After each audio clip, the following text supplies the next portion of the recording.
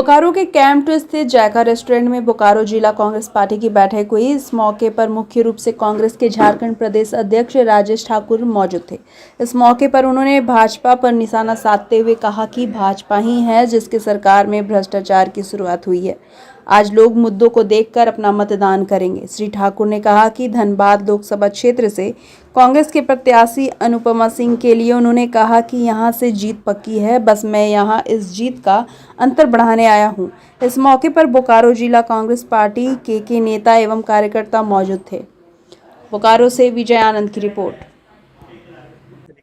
नहीं, देखिए विपक्ष क्या आरोप लगा रहा है, ईडी क्या कह रही है, इन सारी चीजों को जब तक प्रूव नहीं हो जाता है तब तक कुछ भी नहीं कहा जा सकता है। इस सूत्रों के हवाले से और मुखबिरों के हवाले से खबरें छप रही हैं।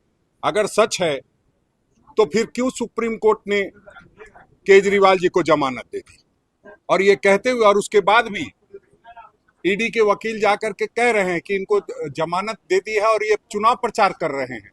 ईडी का काम है क्या? ये डिसाइड ईडी करेगी क्या कि चुनाव कौन प्रचार करेगा और कौन नहीं करेगा, और किस सुनियोजित साजिश के तहत अभी ये फैसला लिया गया?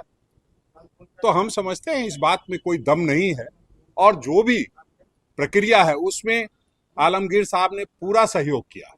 पहले समन पे पहली जो समय था उससे समय से पहले जाकर के उन्होंने सवालों का जवाब दिया।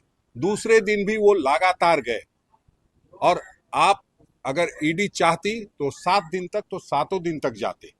ईडी को गिरफ्तार करने की कोई आवश्यकता नहीं थी, सिर्फ और सिर्फ चुनाव को प्रभावित करने के लिए ऐसा किया गया।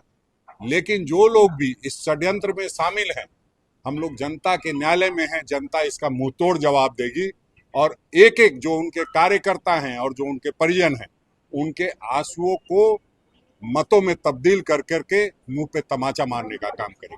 कांग्रेस कुछ कार्रवाई करने जा रहा है? नहीं, पहले क्या कोई आरोप साबित हो गया क्या? कोई आरोप साबित हो गया हो तो निश्चित रूप से कार्रवाई होगी, लेकिन सिर्फ और सिर्फ जिस ईडी पे सबको शक होता है उस ईडी के कहने पे हम तुरंत से कोई कार्रवाई कर ले, ये ठीक नहीं है। मंत्री जी के स्वेच्छा पे, इच्छा पे हमने छोड़ा है कि वो क्या निर्णय लेते हैं, वो कितना अपनी बात को अपने तरीके से समझते हैं। वो जो फैसला लेंगे वो फैसला होगा। ऐसा नहीं लगता है कि विपक्ष जो ये मुद्दा है आलमगीर साहब का लेकर इसको चुनाव में बनाने का काम करेंगे? नहीं, वो तो बुनाएगी, बुनाने ही के लिए तो इस तरह की कार्रवाई करवाई है, और उनके पास कुछ मुद्दा है नहीं। 10 साल में किसी का कुछ भला किया नहीं। बोकारो स्टील प्लांट को बंदी के कगार पे ला दिया। एचईसी के लोगों को तनख्वाह नहीं मिल रही है। हर जगह बेरोजगारी का आलम है, हर जगह महंगाई, भय, भूख, भ्रष्टाचार बढ़ा हुआ है। तो निश्चित रूप से इन मुद्दों से ध्यान हटाने के लिए इस तरह के मुद्दों को आगे किया जा रहा है। जनता है, ये सब जानती है। तो लगता है कि अभी जो आपने ऊर्जा भरी है, जो कार्यकर्ताओं में नाराजगी थी, नेताओं में नाराजगी थी, वो दूर हो जाएगी? नहीं, कहीं कोई नाराजगी नहीं। बातें तो आ रही थी। नहीं, वो जब संगठन का आदमी जो होता है निश्चित रूप से संगठन की बेहतरी के लिए लगातार बात करता है, और अगर बात खत्म हो गई, अगर कोई शिकायत नहीं आ रही है, समझिए संगठन खत्म हो चुका है, मरा हुआ संगठन है। जिंदा संगठन में जिंदा लोग रहते हैं और वो अपनी बात कहते हैं, और उनको कहने का पूरा हक हमारी पार्टी ने दिया हुआ है।